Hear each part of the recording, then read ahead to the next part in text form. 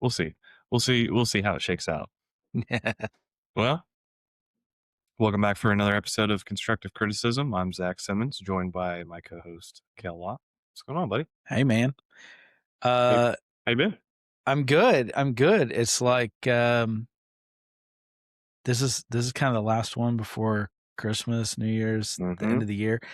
It's gone so fast. I know. So you're like, what all have we done? Which has been awesome because we've had a lot of awesome people on, done a lot of really cool stuff, I feel like. And we're just trying to get started here. So Yeah, this has been really fun. This is what episode 7. So we're not too far into it, and man, I do have, actually, I haven't told you, we have a new upcoming guest that confirmed today that I have not told you about. Okay. I'll tell you offline. We won't share it for the podcast, but it's a good one. It's going to be a good one. Zach's a tease. That's awesome. That's exciting. Yeah. I'm excited about the next year. I'm excited about we're really working to try to get some good guests on to really talk about what we see. But today, I think we wanted to kind of come back to our roots, I guess, or back to why we started this thing. All of us have that horror story, or we all have those projects. And I'm thinking of one in particular where, like, what are you what contracts, delivery method, how are we getting this done?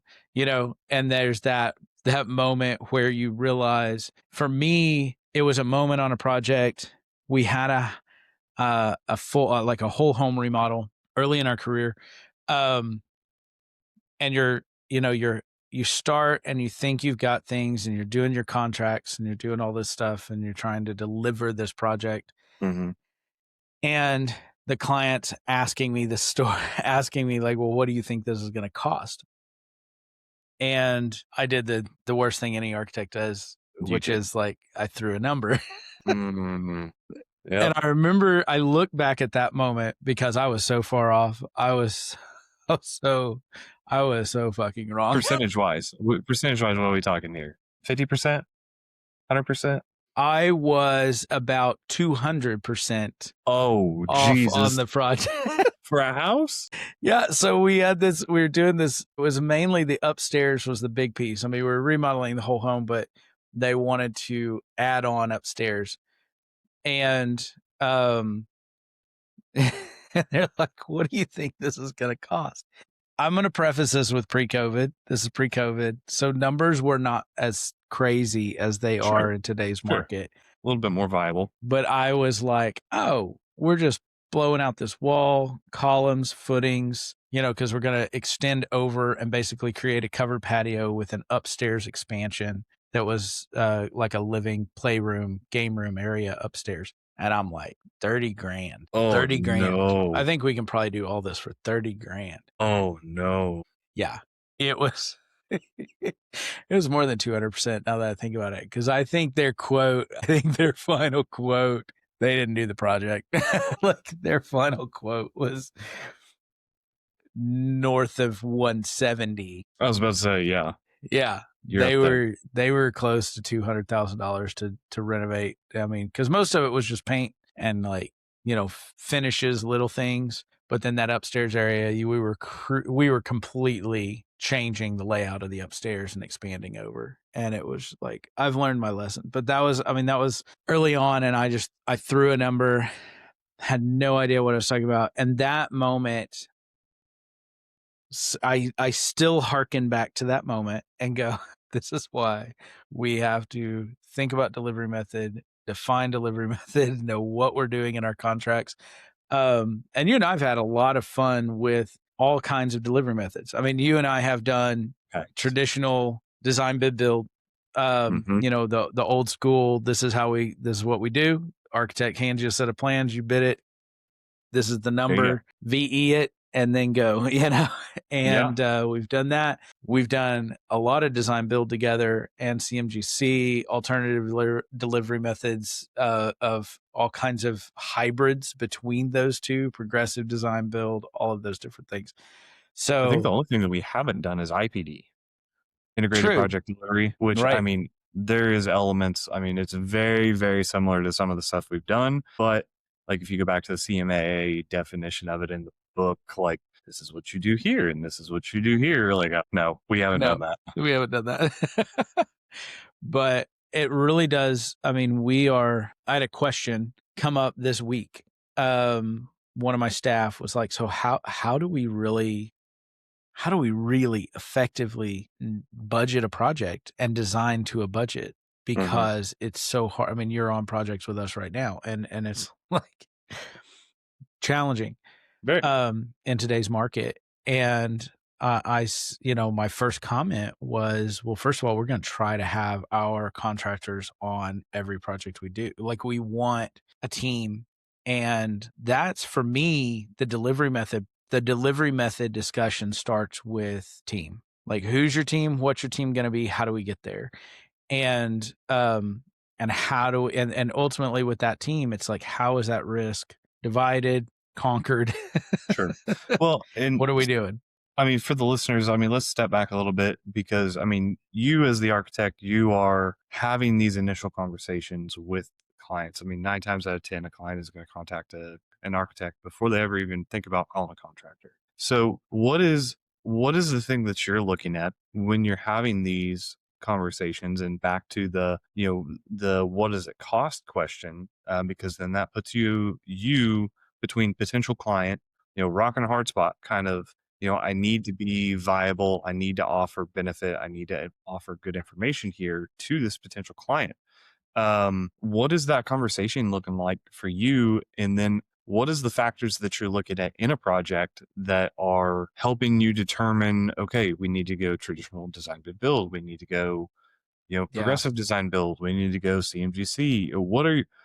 And how is that wrapping into the conversation where you can, essentially wrap a little bow on it to say, okay, well, I can't give you a number, but here's why. Yeah. Yeah. I mean, the first thing that we try to keep at least a finger, thumb on the pulse market wise is where are projects running cost per square foot, and define those as best we can. So I've got a commercial ground up, we're running X, residential ground up, custom homes, we're running X. Like, we're talking to our contractors in the different sectors because we do a lot of different types of architecture. And I'm asking, so then when we onboard a new client, first of all, they're falling into one of those categories. Like, Hmm. this is what that project is. We know what they want, at least on the base level. They want a commercial build, so now I have at least a square foot number that I can kind of start to think about. And what I try to do in that scenario is, is it timeline, like speed? How fast are they wanting to go? We do a lot of TI work. Those are never going to be design, build, progressive. Those are design, bid, build projects. 9 times out of 10, they've already got somebody in mind as a contractor. Or if I'm bringing a contractor to the table, it is such a fast pace because it's a TI, it's a build out. It's we're doing a permit set, and we do that even on ground ups where it's just like, I need a code bare minimum to meet permittable code. We're going to build it and walk like that. It's purely about that number of speed. To me, those projects a lot of times don't fall into an alternative delivery category because there's so little to them. Hmm. Like, by the time you were to give me early contractor involvement pricing, I'm already done. Like, I'm designing those. We're cranking those out in a month and a half, 2 months, you know, if they're really clear cut, basic, that kind of stuff. Hmm. So I look at the timeline. I look at the speed with which a client is wanting to move. I look at how important budget is. If a client walks in the door talking to me about budget, that tells me that I need a contractor in this conversation as fast as freaking possible because Sure. I need pricing. That client is going to want to check that budget every time we Every talk, step. and they want to Yeah. know that they're on budget or that they're pivoting to something to get it on budget. Um, so that opens the door to me. When I look at those, I'm starting to look at design build because I want that contractor in there. If budget is a critical factor on a project, which it's almost always a critical factor, but when you have the time and the project is large enough that you can effectively work a budget, Mm-hmm. you know, so you get those two factors in play, budget and time. I'm looking at design build. I'm wanting a contractor on. And then when I start looking at the more developed CMGC, all the, those types of delivery methods, um, a lot of those are bigger projects, more complex. They're either a RFP, RFQ, something like that we've won, or um a negotiated project that we're coming on with like this person already knows and cares about the design and cares about the build and how that team's put together, and they're trying to do it. So the owner is initiating a lot of those conversations. Now I've pushed CMGC, progressive design build. I've pushed those with certain clients, but I mean, when I start looking at it, that's what I'm looking at: cost and speed, and what is the best, most effective way to bring a project to delivery. Sometimes it's just we need to draw it because it's very cut and dry. It's very simple. The scope is simple. We need to draw it. We need to hand it to a contractor. We need to bid it. The budget's going to be the budget because there's not going to be enough wiggle room. There's not enough here to VE. Right. You're just like, here you go. There's your white box. Is it. That's what Yeah, you get. this is it. This is the market's going to tell you what it costs, and there you go. That's design, bid, build. But anything beyond that, I'm probably starting to look at progressive, like other alternative methods. Sure. What's been the response and for your average client in Oklahoma talking about all these alternative delivery methods? I think it's been very positive. I think the clients, when they understand what we're trying to do, Mm-hmm. and they understand bringing contractor on, everybody cares about their budget. I don't care how much money you've got. You're not trying to, well, let me put it this way. If you're broke and project has to hit on budget and you're just pinching every penny, then Mm-hmm. obviously you're aware of budget. If you're rich, you didn't get rich by spending your money frivolously. So you're watching the budget because you care about your investment. So I don't care what client I'm working with, budget is a factor in the top 3, no matter what. Mm-hmm. Every time.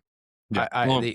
We've talked about it before. There's very rare, if at all, that you're ever going to get just an art piece that's do whatever looks appropriate. Every time those have showed up, and I know we've talked about this in a previous episode, every time those show up, we get about, a month or 2 in, and you realize that's not what it is.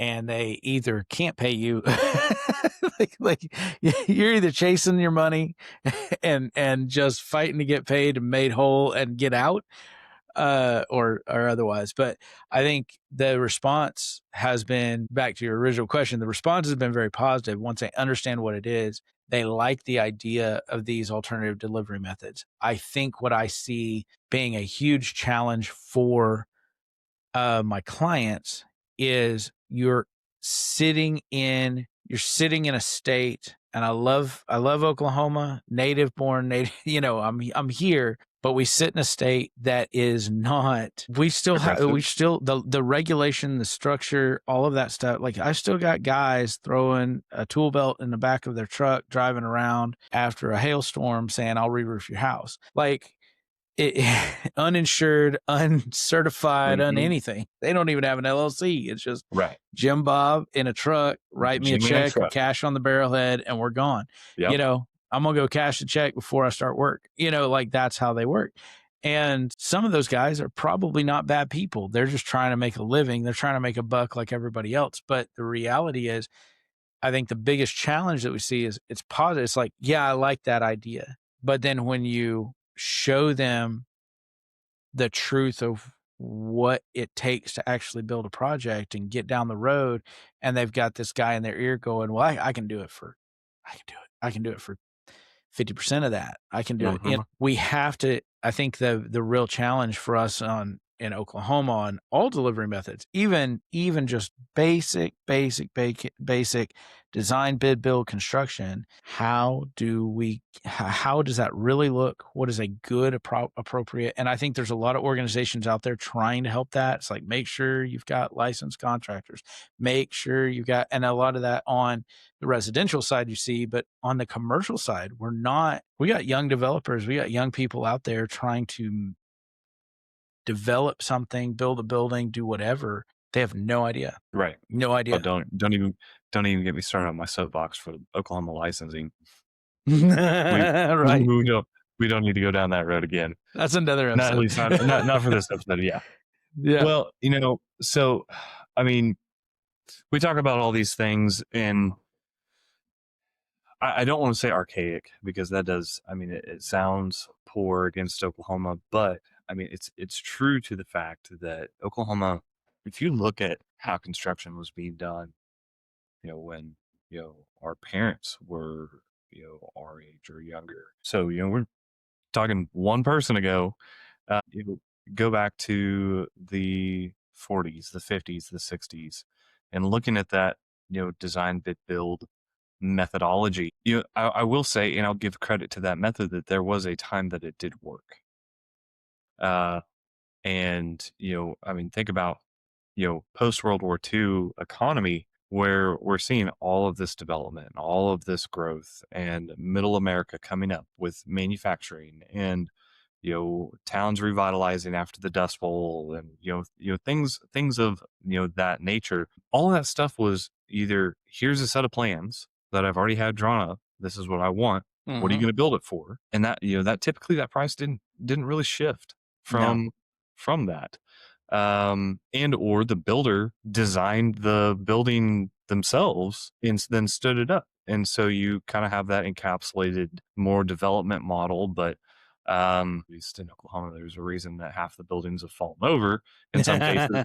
But yeah, I mean, you go back to, I mean, look at some of the oldest structures in Oklahoma. You go back to the early 1900s of Corps of Engineers, or native land, and for some of those red rock style structures. Typically all of that was all design bid build. They had somewhat of a plan somewhere, and somebody gave them a proposal and said, yep, I will build it for this. And so the thing that's always fascinated me was, at what point did design bid build become outdated to the point that it no longer works? It no longer effectively works in today's industry. And Yeah. I've really thought a lot about that, because, does it come down to the disconnect between the architecture industry and the cost of construction?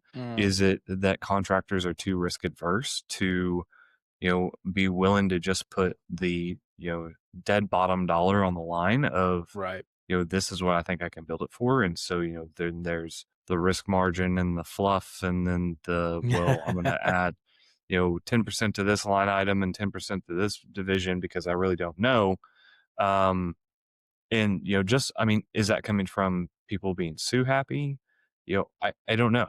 I always, you and I have talked about this a lot. It seems like you turn around and somebody else is getting sued. Oh, yeah. There's a project Oh, yeah. that's gone sideways. A lot of them in between design and construction, that you've been working with a contractor, maybe not, or the architect has generated something, and now you're going out to bid and you're 200% over budget. I mean, heck, we were seeing that pre-COVID in just commercial industrial, that you know you would get something from an owner saying, I have to be at this number. You're Right. 2 million over it. Yeah. Yeah. I mean, What do you what's your perspective on, I mean, where that went wrong with design bid build? That's a great question. I'm gonna answer it, but then I want you to come back into it Okay. and speak to that a little bit too, because I'm gonna pull you in here, because there's elements of this that, while I feel like I have an opinion, I don't know if it's an informed opinion. Okay. All right. Fair enough. What you got? I mean, technically, yes, I've worked in the construction industry. I had a background in that. I went to the dark side for a while. between intern architect and growing into my career, and then running my own firm. But Sure. I think what we have are a couple of things that are happening, and this is going to sound simplistic. And I'm going to preface this, like, those of you who are listening to this and actually have studied this and looked at it, there are smarter heads in the room, I guarantee you, than me on the details of this process.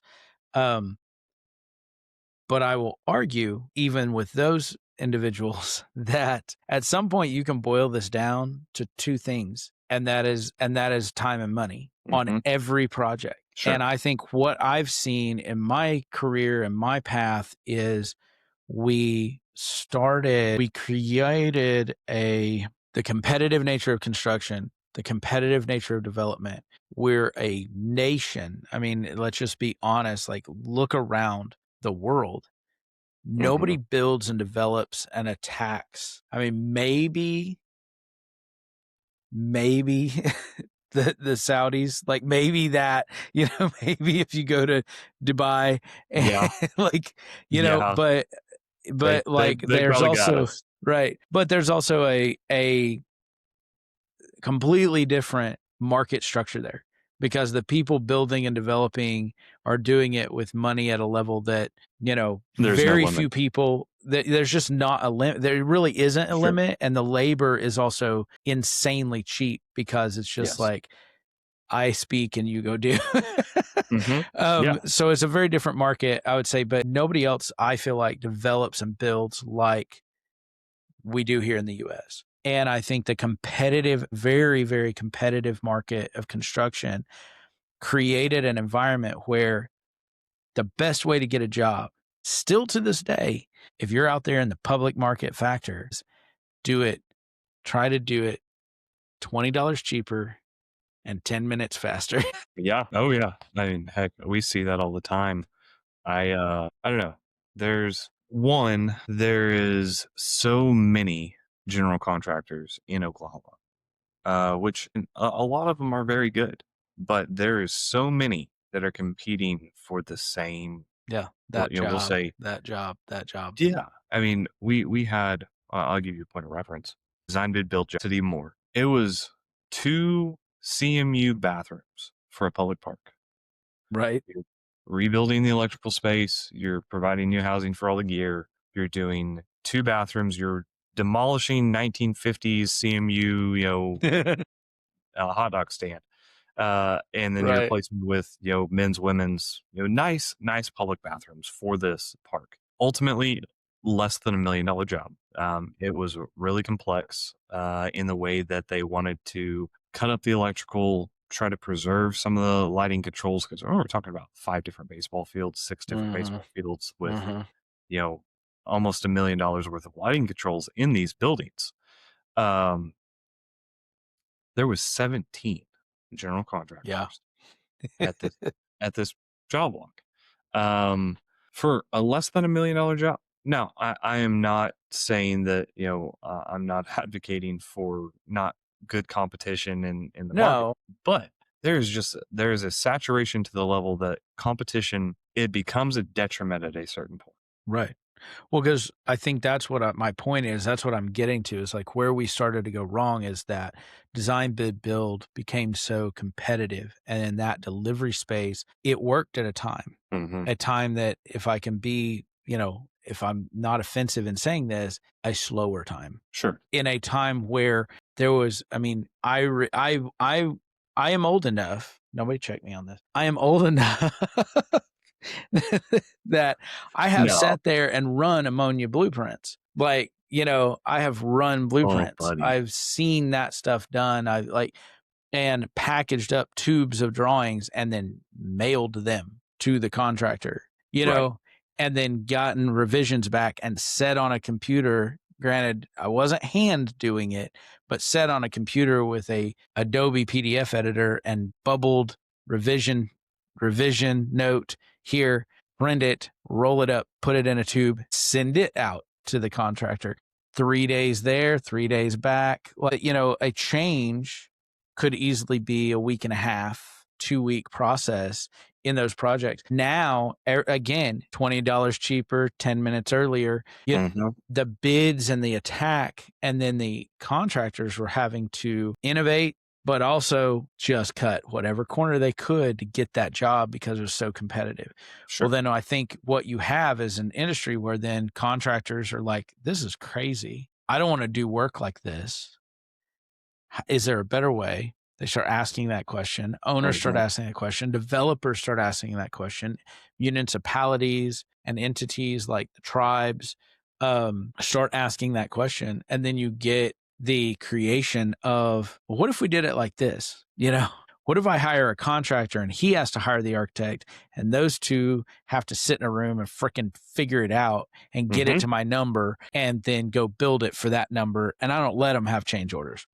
Right. And the birth of progressive design build or design build, you know, it was started CMAR. CMAR, like all of these different ideas, because they're all variations of the same goal, which is high quality, high production, and budget control. And so the owner wants to know where that number is and how much they're going to have to spend on the front end, and lock that in to protect their investment. And the contractor has to have a methodology that allows them some flexibility in responding to design. You know, and so you create this process. And I think design, bid, build, again, it still works, but it works for very simple, very simple, I think, for projects that don't involve that level of complexity, or that you already have a really good working relationship. Like the owner knows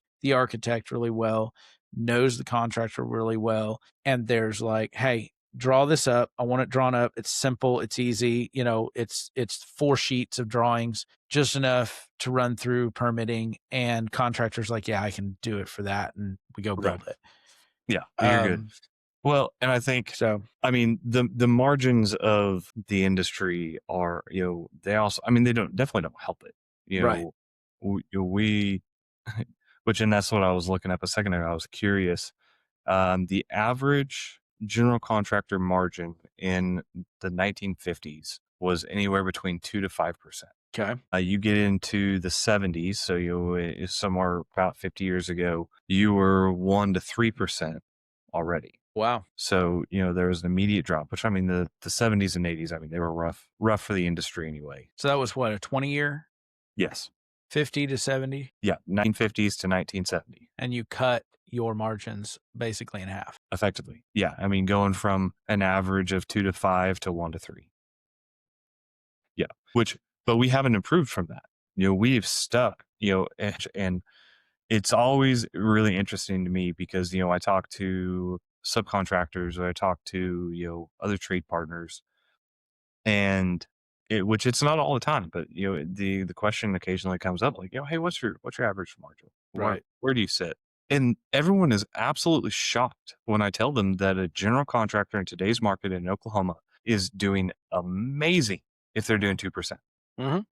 Like, that is top of the top. Because they've been sold the idea, and this is probably a topic for a different episode too, but they've been sold an idea. We see it in our movies and our TV and all these different ways, where it's like, those contractors are making bank on you, man. Sure. They're pulling 20%. And you're like, where?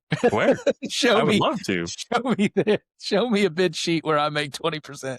Well, and I think that there is a precedent for the rest of the industry to kind of misunderstand. There's not a trade contractor out there that isn't trying to shoot for 30%.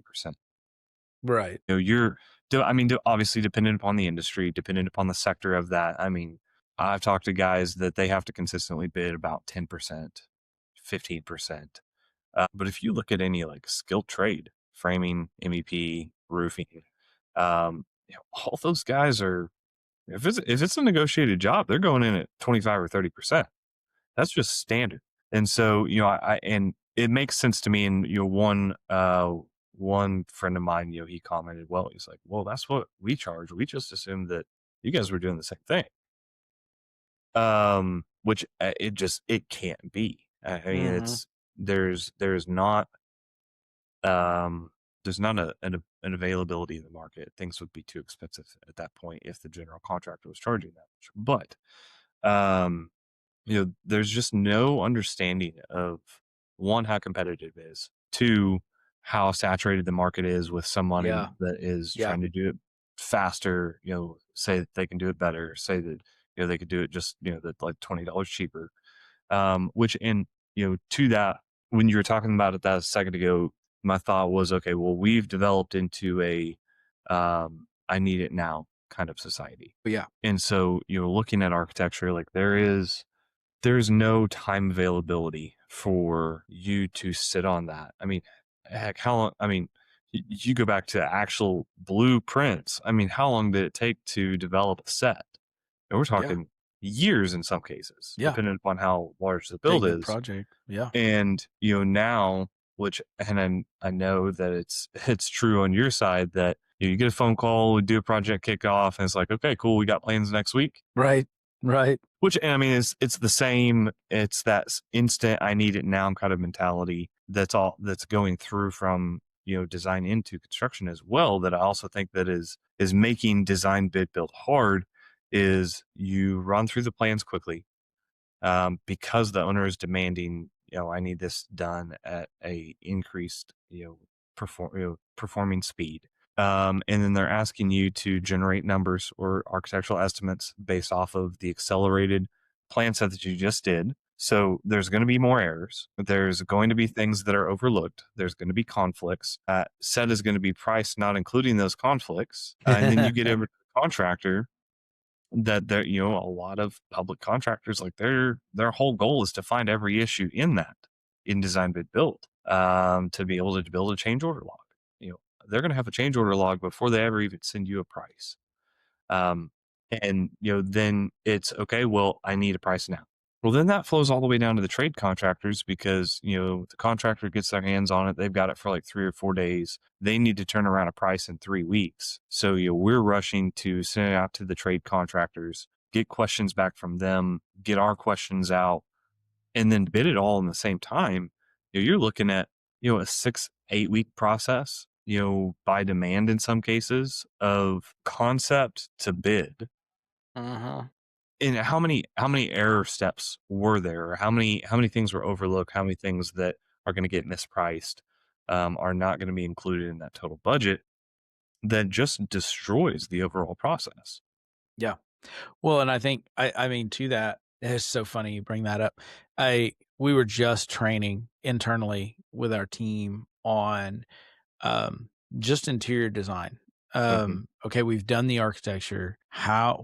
Like this is our standard process for going through. This is our workflow for going through from you already have the building. The architecture's done. We are purely just interiors, finishes, fixtures, equipment, like your FF&E and your interior finishes, all of that stuff. So basically face a stud in, and I'm fielding these questions as we're in this training from my younger designers in the firm. And they're like, well, don't we need this? And I'm like, yeah.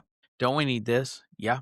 So we built out as a game, as a training tool, we built out a workflow and we put everything in it that we needed to really do the job right, where you could know, like I could hand this, and this is interiors, keep in mind, not full architecture. Sure. Just interior. I can hand you everything you need to know on that job. Like this is the door hardware. This is the cabinet hardware. This is exact cabinet styles, cabinet details, paint colors everywhere, baseboards, crown molding, ceilings, lighting, HVAC registers, like every piece of the project, the whole, exactly what you need to really bid 100% bid a project where you're not guessing I need that and that room. There it is. Right. I said, okay, now let's schedule it. You've got this workflow. Let's schedule it. 7 months to design. Just interiors. Just interiors. And right. I was like, and that's not the hard part. like, let's be really, really honest. Like I have 0 consultants engaged in that workflow. So you'd still also have electrical engineer, mechanical engineer, if it was a large enough project that you had those, you'd have MEP engineers coordinating that, lighting, mechanical finish out, all those plumbing finish out, all that coordinated. And before that, if interiors took 7 months, architecture probably was 12. Sure. At a To minimum. at a minimum, because you Yes. got all the other pieces of that civil, structural, MEP on the larger scale, utilities, all of those pieces plus the architecture. And I'm like, and I just looked at the team. I said, "Do you think anybody's willing to pay what it would cost us, what we would have to charge to make any money to do that?" No, they won't. Exactly. So I need you. We've got to do as good as we can. We've got to do to the best of our ability. We got to do this. We got to produce this in maximum, depending on scale of project, those kinds of things. This is a 2 to 4 month process Yes. max. It should be a 7-month project. Mm-hmm. Oh, yeah. And so you see that and you start taking those schedules and you start cutting them in half. You start doing those things. And I love it because I talk about this, like so many people I think look at design, and I don't want to get too far down in the weeds on design side of this thing, but so many people look at design and think that we sit in a room and just work the design and dream and That's look not at what you pretty do. pictures and I'm hold just up swatches of fabric, you know. And it's like I have started this comment in my office, and I don't know that this is, worthy of of a uh, a meme or something or a quotable, probably but is. I was just like, I said, I'm like, I look at everybody and I'm like, our speed determines the quality of the design. And they're like, what do you mean? And I said, the faster that you can get the the idea on the paper, the faster you can produce the design. It builds a buffer for you to then to think about that design and work it, because nobody can Mhm. feed into that design until it's on a piece of paper. It's just some stupid idea in your head. But as soon as you have it on paper, the contractor can engage, the MEP engineer can engage, the structural engineer can engage. Everybody, the whole team, whether you're doing design bid build or whether you're doing a fully integrated process, everybody can engage now because there's something to mark up, talk about, work through a problem on. I said, so the speed gives you the opportunity for design. In today's market, our speed and efficiency have to be the driving force of what we do in design, I think, and in construction. I mean, would you agree with that? Would you back that up? Yeah, I mean, there's so much cost that is associated with the duration of a project, and so, when you're talking about being competitive in the market, you are thinking about duration of schedule. Bringing in those long leads sooner. As opposed to just taking your number and lowering it. Right. Reducing margin to try to be more competitive. You got to find those things that allow you to be faster and Yep. shave off equal value or more just by the efficiency of the job. That is, one of my mentors always told me, projects are won and lost in Division One. Some people know Right. as general conditions. Other people refer to it as Division One. But what is your overhead cost for that job? That and a good estimator will put you out of business. But that the majority of these projects, especially public, are won and Mm, lost in Division One. Well, that comes back down to efficiency. And so, there's a demand from both fronts because the client wants the most cost effective. The client wants the shortest turnaround time. The industry is competing against you with efficiency. I mean, is somebody else going to have every single, subcontractor that I'm using for my bid? Not every single one, but right. they're probably going to have 75%, Right. especially in public market. And, it's always that one kind of lone subcontractor in, a couple divisions that gives you that spread ultimately Right. on the scope itself. That doesn't really happen too much. Right. Typically, especially in today's world, you have the Construct Connects, you have Journal of Records, you have, the Southwest Newses, BidNet, all of those. BidNet and Plan Hub. And so 9 times out of 10, you can see almost every general contractor that is bidding a job with a couple clicks. And so, you have to assume as a general contractor that they're sending that number to everybody. And then the only question comes down to, okay, well, who's their preferred? Because if they're going to give a break, then It's we that know guy. that it's going to be going to that guy. So it's I would agree in the sense that everything has been sped up, everything has been asked for faster, cheaper, quicker turnover, lower interest rate. That's across the board. So another thing that we can break down here. I'm liking where this is going. I'm just like we're just sitting here like chewing on Oh how yeah, our industry works, which is exactly what constructive criticism is about. we But are being like, constructive. yeah, we're being nice. Yeah, We haven't named any names except our not own. yet. I one of the things I'm really interested in when I look at the market and I study the market, and you've talked about this too, but it's like as the cost of materials has gone up, as the cost of everything has gone up, your subcontractors are passing that through. They're like my pipe, if they're a plumber, my or electrician, my pipe, my conduit, whatever, it went up, wires up, this is up, that's up. It's just straight that's coming down the pipe.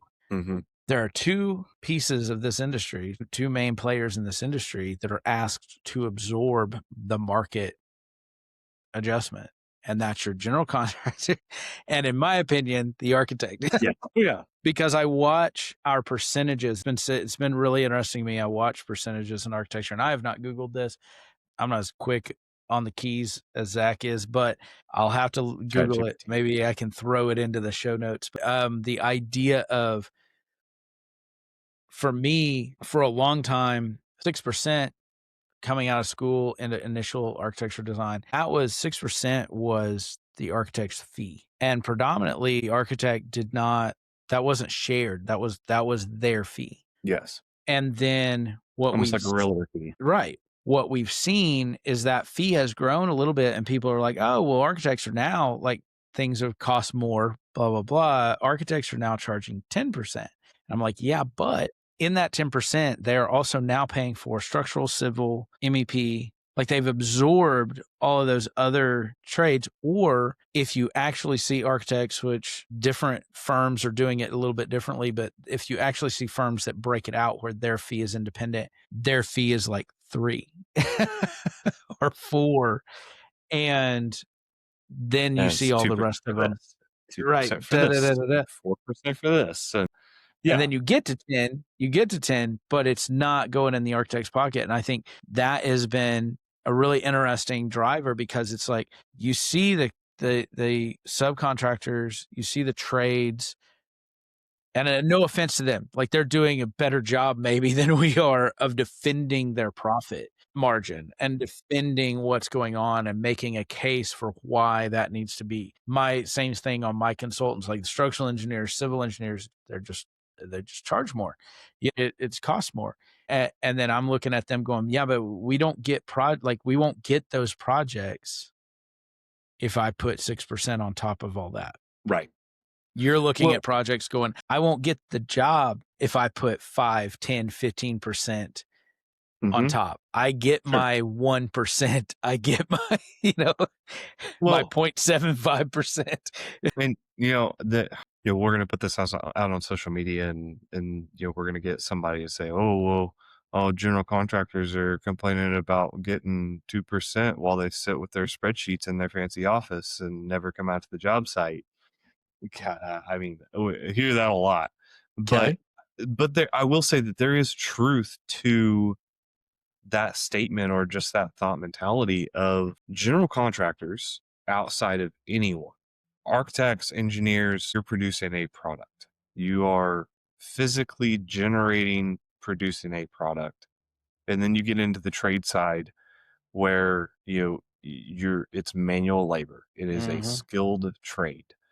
You're framing, you're drywalling, you're painting, you're installing the HVAC.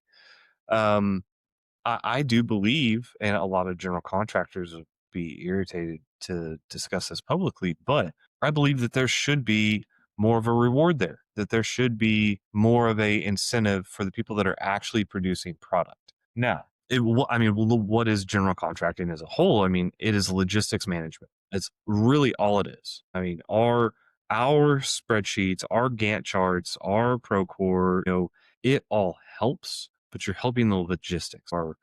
You are the scheduler, you are the budgeter, you are managing all of these puzzle pieces. And I know there are general contractors out there that actually do self-perform, but for the ones that don't, you're just the logistics manager Yeah.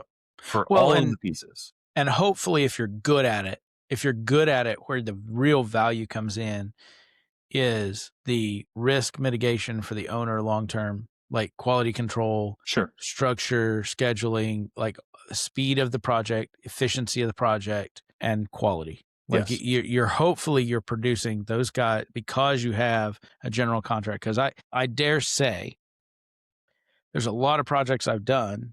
So I'll defend you here. There we There's go. a lot of projects I've done that I'm like, sure, you're the logistics manager. I've watched owner run projects. Mm-hmm. Please God, give me a logistics manager. Sure. Well, but So there's a value there. But and again, I think that's just another discrepancy into the industry, that you have these guys over here that are just shoveling paper, and then you have the contractors, like our farm, that is truly trying to be beneficial to the project, that is trying to save, the client money, and trying to better improve the speed of the job, the budget of the job, the quality of the job. Like, that's what you're really there for. Mhm. Is that going to change anything at the end of the day for the industry as to what, the competitive nature is, what the average margins are? No. But that is what the construction manager is, evolved to, which, I mean, I think CMAR is a perfect um, representation of that, where you kind of pull away from that traditional design build. You're still siloed. It's still not the best thing. I think it is great in a lot of settings, but you still have, it feels like, some of the broken pieces from design bid build, and you still encapsulate. Now, I will say there's more collaboration from people from the industry are going to know, what we're talking about, that it's better than design bid build, but Mhm. there's still other methodologies that are better. And so I was happy. I mean, I think Oklahoma, we've seen CMAR for roughly about 15 years. Right. You mainstream, primarily in schools, and it has done well. Mhm. And I believe that it is significantly more advantageous for the contractor in most cases, just from the level of involvement with design development, like some of these other alternative delivery methods. Right. You know, is CMAR the catch all, the save all? No, probably not. But is it better than staying on something that we know is going to result in a 28% cost overrun, or a 32% schedule overrun, or something that is destroying businesses because of cost escalation during the job, or Yeah. someone's not able to final out their loan, transitioning from a construction loan into a mortgage. There's a lot of, I mean, how many new businesses have started a project for their new business? We're going to go out and build this thing, and they get into it, and then all of a sudden, they're 150% upside down on their original budget, and now the bank won't finance the permanent loan. There That business is there dead. are no, there are so many stories out there for that, and I think the challenge, I think that's why you see so CMAR came along, and then I think let's just address this, because I think I get asked this multiple times by clients and people outside the industry a lot. Well, what's the best delivery method? And my response is, it depends on the project. Just like we started this topic with today, it's like, how do you know what delivery method you're going to recommend? How do you know what you're going to push to or recommend to a client? And it really does depend on the project. But every one of these, including design bid build, has a value. I think it's really interesting that design bid build, there were still contractors under that methodology that were basically designing like the developer method, where it was like they're designing it and building it. Yes. So you had this integrated. We've always seen the value of integrated teams. Hmm. CMAR, design bid build, design build. progressive design build, CMGC, all of those are just different methods to integrate a team. Because at some point, the team is where you win or lose in the sense of like how that team can work through that project, how efficiently they can do it, how quickly they can do it, and at what quality level they can do it can be success or failure on the project, period. Absolutely. And how invested that team is in the project. So, I mean, we have like something we haven't dug into yet is one of these delivery methods incentivizing trust or incentivizing team more than others. And I think that's one of those things that we get into when we start looking at CMGC. And even progressive design build, but even progressive design build, like I'm still usually under you. But like CMGC, which if anybody out there doesn't know that, I mean, construction manager, general contractor, you are still building these silos in a sense, but everybody you're building them in such a way where they are forced integrated. Yes. There's forced communication and process there. Mm-hmm. You're putting 3 toddlers in a room that don't like each other and saying, "Here's one toy you have to hold. You all have to share." You all have to share it. You all have to figure it out. And I think that also I mean, we literally were dealing with that today on a project where it's like, are we going to do what's needed to get the project over the finish line? Or, are we going to say, yeah, we can take care of it? Or are we going to say, no, I need a change order or I need a, and because of the delivery method, that specific thing, it was like, we are incentivized to say, no, we're here for the project. We're here for the team. Let's figure this out. Sure.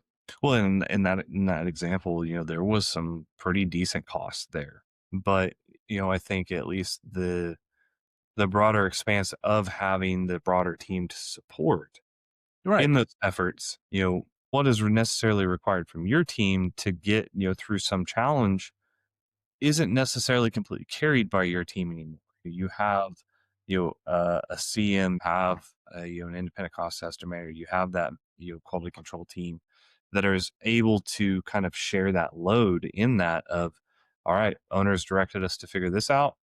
I don't need to run through a complete design set, in this change or, in this addition to be able to get that back to the contractor. It's a napkin sketch and Excel kind of day in some cases, but, um, you know, I do think that I would absolutely agree that CMGC, progressive design build, those are definitely among the better options for, um, I mean, we could even call it forced collaboration Right. of, You're but here, it's just the figure it way that the out. method is set up. Either you're going to collaborate or you're not going to be successful in the method. And there are contractors, and we've bumped into them that are like, no, I'm good. I'm not Yeah, going there. sure. Yeah, I don't I want to. know we need to probably start wrapping this thing up. We could sit here and Yeah. talk about this all day. What's what's your like top 3 on takeaways? What's your top 3 takeaways on delivery method and its impact on the project outcome? That's a hard one, I I would know. say, yeah, that's a great question though. I think people choosing a delivery method, they have to understand that it's more than a contract decision. It Mhm. is going to impact the way that information flows. It's going to affect the team dynamic. It's going to affect the overall logistic ability of the job from day one all the way down to when you get handed the keys. Mhm. And so you have to, kind of like you said, what's your key goals? Is it money? Is it speed? Is it efficiency? Is it quality? And then kind of cherry picking which offers the best option or the mix within that. Yeah. And secondly, I would say that it is a collaboration methodology from the aspect of how do you want to interact with your team? Do you want to give them an idea and turn them loose and say, here you go, figure this out? I don't want to spend more than X. And trust that, that's going to be able to be accomplished. Or do you want to micromanage and do you want to, you know, review with the design team at every 10%, expansion, and you want Right. a 25, a 50, a 65, a 70, percent budget update through ROM. Right. Um, it's really what do you want and how are you willing to operate as the owner of a project to dictate what you get back from the industry? Right. What defines success for you? Which I made the comment to a client the other day. You know, 9 times out of 10, there's not a lot of contractors, especially at, the level of projects that we're talking about, there's not a lot of contractors that just straight up fail. Hmm. It happens occasionally. There is jobs that go into litigation. I would say probably, 85% of jobs, maybe 75% of all jobs in Oklahoma that are started by a moderately reputable firm they're all handing over the keys at some point Hmm. on a finished Hmm. finished product. Yep. So, the statement that I made to the client was, what does success look like? And does it have anything to do with the process? Because 9 times out of 10, you could hire me or you could hire Joe Bob down the street. You're probably going to get a building with the keys turned over at the end. And it's on both fronts, it's probably going to be a great building that's going to last for 30 to 50 years. You know, maintenance issues. I mean, give or take, we've had buildings that I felt like we had great quality on that have been riddled with maintenance issues.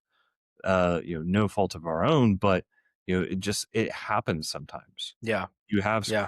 screwy products. You have systems that are just they don't like interacting with each other and they get worse the longer that the building sits there.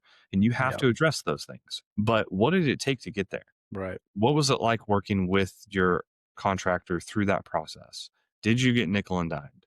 Um, you know, were you happy? Was it enjoyable? Was it an enjoyable project to build, Right. or were you sitting there? Which I know there's probably a couple that would despise to see my phone call pop up in the middle of a project, but um, you know, I think that's the biggest takeaway for me is delivery method is going to come down to ultimately how you want to interact and what you as the individual would define as success. Is it ultimately cost? Is it ultimately schedule? Is it ultimately the path in which you got there? And those are all different variables by the delivery method. So I don't know. I love this discussion. I do know that we need to wrap up, but um, you know, I would say one kind of just final thought is um, the best innovations aren't always technological. Um, and I think you see more out of construction from both the builder, from the design side, from the trade side, with relationships and collaboration more so than any piece of technology or any piece of software can offer. It is if the people that know how to do it get in there, work together, solve Yeah. the issues collaboratively, do it with a good relationship, a good strong team like bond for the project. Um, you're not going to get that out of a piece of software. No. So, um, in closing, I love that. I love those answers, and I love that. I love that thought process because one of the things that I would say, and I'm going to tell a little story with it. I'll try to keep it short. But well, I think that there's so much in all these topics that we're talking about, and we're coming back to this. We come back to kind of this moment on a lot of them. There's a through line in what we're talking about because I don't think we're sitting here trying to tell somebody that this is the only way to do it and this is the right way and all of that. No, But I think we're trying to chew on the topics or the conversations that have happened in the industry, the things that have happened in the industry, what we see changing in the industry, and all of those things that how are we growing? How are we getting better? What's the stuff? Because none of this is really being talked about in the broader scope of things. no, It all seems to come down to like everything I hear about commercial construction, particularly, um, and design is the dollars and cents of it.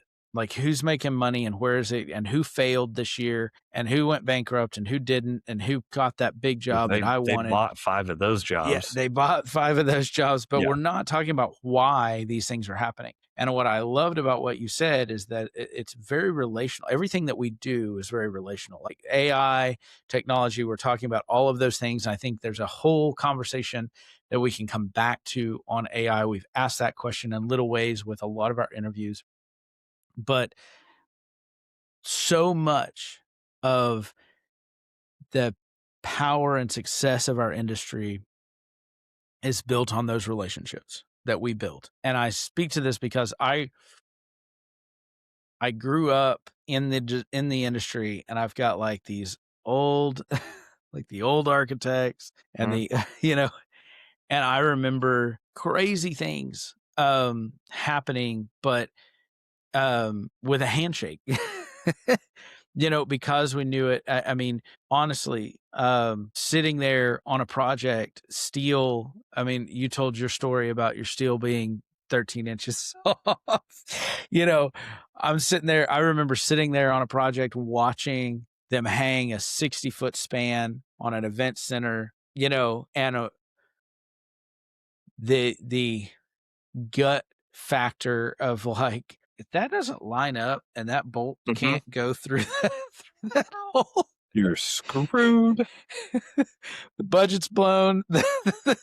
like, and I'm sitting there on a project, same event center, and I'm gonna wrap up with this story. And we've missed, I'm a PM at this point. We missed setting the sleeves for the volleyball goals before slab pour. It just, Mm, superintendent missed it. Everybody, like, nobody caught it. okay. So we go in, we have to core a slab, but we also, like, there's so many constraints because the wood basketball floor. Oh, no. And So you so I got can't slurry just, between the floor and the right. concrete. I Oh, can't have any kind of no. mess or problems.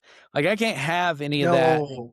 And it's this, my concrete trade, my volleyball equipment guy, Mhm. me and my superintendent. I'm a PM, my superintendent, the design team, God love them, but they weren't in this meeting. You're no help. Stay over there. You're no help because you're just gonna read the spec to me, and I don't give a shit. Sleeves to be installed at 6 feet AFF. And we sit there and we overnight because we got to get this done, and we don't want Mhm. anybody knowing we're having to do it like this. So we all show up, and we cut this out, do all the and the floor guy like cut this out, pour, because they have to have a footing. They have to have, like, Right. you can't just stick a sleeve that's holding Sure. tension in a 6-inch No. slab and expect it to stay there for long at all. And we are trying. We did it. We started at like 4 o'clock. Most people had knocked off. We start the process. We finish at like 3, 4 a.m. Mhm. Poured back, floors repaired, everything's finished, everything's cleaned up. We've dried everything out. And none of that happened because, at the end of the day, none of that happened because of fancy technology or some contractual agreement. It Mhm. happened because I knew those guys. We cared about what they did. We had given them work before. We had built relationship. We had done all that. You had built those relationships, and they saved my ass on that project. Yes. And that is a day-to-day on both the design and construction industry, where you're going to pick up the phone and you're going to call that guy and be like, I need one today. Yes. We've I'll catch so you on the I've next one, but had I need one today. I've had that discussion with some of our younger staff, couple times over the last several days. We've gone through 3 pretty decent public bids in the last 72 hours, and, I keep preaching, you have to have your 3. You have to have at least have 1 that you can call in every Right. trade that is your preferred guy of, "Hey, I don't have anything on this. I need your help. Can you help me with this?" Which, I mean, unfortunately, that is, the difference between winning a project or not in a lot of cases, Yeah. because you can't run through, I mean, there's a lot of people that plug numbers, but that's also how a lot of general contractors get screwed up, and so it's something we are adamantly trying not to do. But, have your 3 guys, that you've personally built a rapport with, that know they do good work, that, they're not gonna try to, cheat the job or cheat the client. Um, and, have that rapport to be able to make that phone call of, "Oh, all right, boys, we got to rip this floor out. You know, we're doing it after 4 because the job needs to be shut down on this one." But Yeah, yeah. no, Nobody needs to be talking. I've been there, done that, and the handshake deal. God, I saw the family business that I grew up in and shaking on some stuff that people would tell you are insane to Right. do today. Why would you do that? Yeah. So, I mean, it's nature of the business. And, I remember being, 14 or 15, but like, we have to have contracts. Right. We can't do it like this anymore. Yeah, no. And so, no, it's a great conversation. It's something that we are going to have to definitely pick up again. Um, Man, any closing thoughts? Yeah, I want to say this, like, as we come to the end of the year, as we go into the holidays, those guys, when you think about your go-to guys, the people who have bailed you out on projects, to my consultants, to our subcontractors, to, the the the project admin down The there list of people. running a set of drawings across town to make sure it gets there Yep. to a bid on time, or for your sake, the bid guy, the project admin running a bid Mhm. to a hats off to you guys. Cheers, happy new Yes. year. I'm buying you a bottle of whiskey or at least a drink, like Sure. whatever you need. We need those teammates in our court. And I think this is a great episode to close on with something like that, in the sense that, like, this is all at some point a team effort to get a Yes. project from a blank sheet of paper to a standing building that's operating with people working or living in it or whatever. And we need every one of you, and we're not here to pick apart that. We want to do better. So cheers to you guys. Thanks for, here we are, end of our first run at this thing, end of the year. Hmm. So happy to be here, Zach. But, cheers to you and to all of our people and trades that take care of us throughout the year to get these projects done. Day in and day out. I couldn't have said it better myself. I appreciate you, buddy. You've Yeah. saved me a couple times this year. Well, Probably more than a couple. don't count, because you saved me too. So it's Uh, been good back and forth. hey, see there, it's that back and forth. It's the good There you go. camaraderie, you know, get you contractors. If you don't have a good architect, man, get you a good architect to buddy up with, because it makes life so much easier, especially when you like working with somebody. So, That's which true. I mean, I That's think true. that's fair in any business. Well, buddy, coming down, like you said, to the end of the year. This is going to be our last episode before kind of the holidays, before we try to, kind of shut things down. And I think we're maybe have one, maybe 2 more episodes. That's 2025. We'll see how everything in this holiday season starts to shake out. But and this has been a great discussion. We're going to have to pick up more that I think we can definitely expound on in future episodes. But I think we can call it a wrap for today. All right. Well, thank you all for joining us. This has been another episode of Constructive Criticism, where architects and contractors build better together. Thank you for joining us, and join us on the next one. Episodes drop on Friday. Check out YouTube, Apple, Spotify, and we're going to have some new social media start popping up. So be on the lookout for maybe some TikToks here and there. I don't know. Love it. We'll see. But thank you again. We'll see you next time. Awesome.